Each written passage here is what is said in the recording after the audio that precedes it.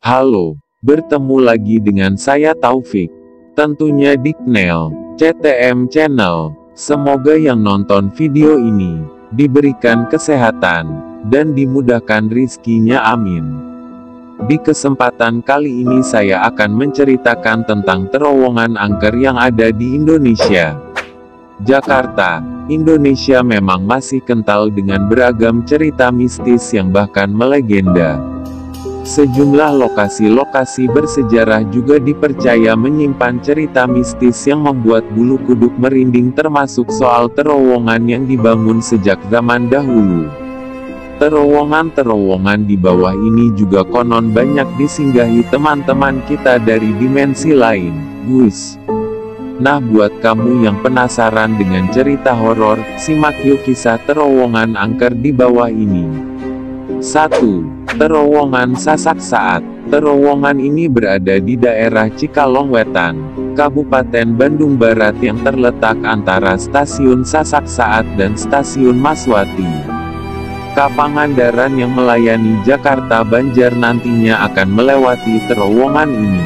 Terowongan ini dibangun dari 1902 sampai 1903. Terowongan Sasak Saat merupakan terowongan kereta api aktif terpanjang di Indonesia, yakni 949 meter.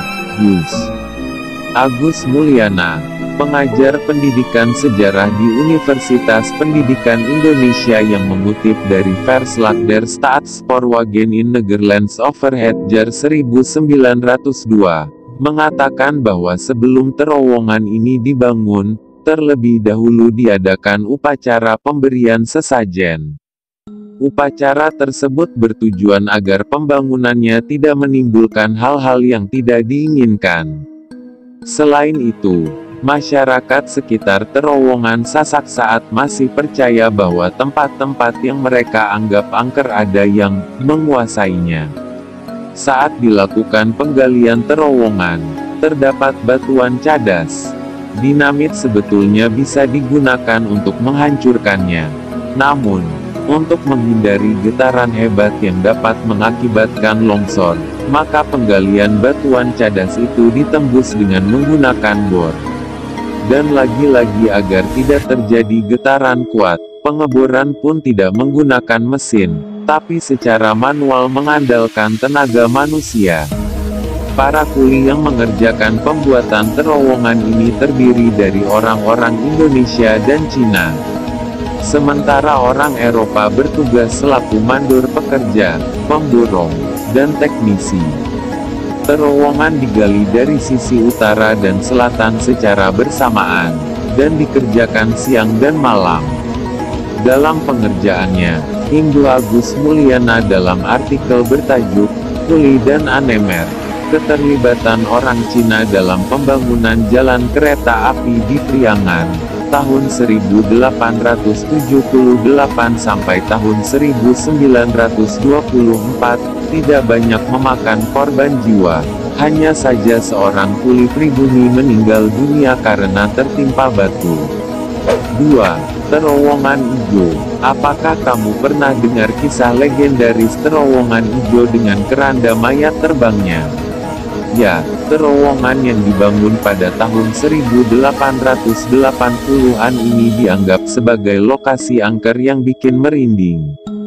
Terletak di Daop 5 Purwokerto, Jawa Tengah, terowongan Ijo menyimpan kisah kelam bantalan rel yang terbuat dari makam pekerja yang meninggal ketika terowongan sedang dibangun.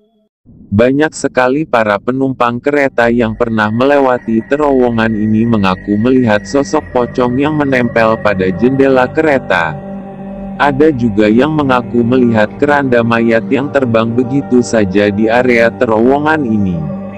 3. Terowongan Lampegan. Terletak di Desa Cibokor, Cianjur, Jawa Barat. Terowongan Lampegan dibangun pada tahun 1879 sampai tahun 1882 dan pertama kali dioperasikan oleh perusahaan kereta api milik Hindia Belanda, Staatspoorwegen (SS). Terowongan yang melayani kereta api yang menghubungkan Batavia dengan Bandung via Bogor, Sukabumi ini sempat runtuh akibat longsor pada tahun 2002 lalu. Konon, warga yang tinggal di sekitar terowongan Lampegan seringkali mendengar teriakan, seruan, hingga munculnya penampakan wanita berkebaya merah yang diyakini bernama Nyi Sadea. Nyi Saeda konon merupakan penari ronggeng dengan paras jelita pada masa Hindia Belanda. Suatu ketika, Nyi Saeda tiba-tiba menghilang di dalam terowongan Lampegan tanpa diketahui kemana dan enggak ditemukan keberadaannya sampai sekarang.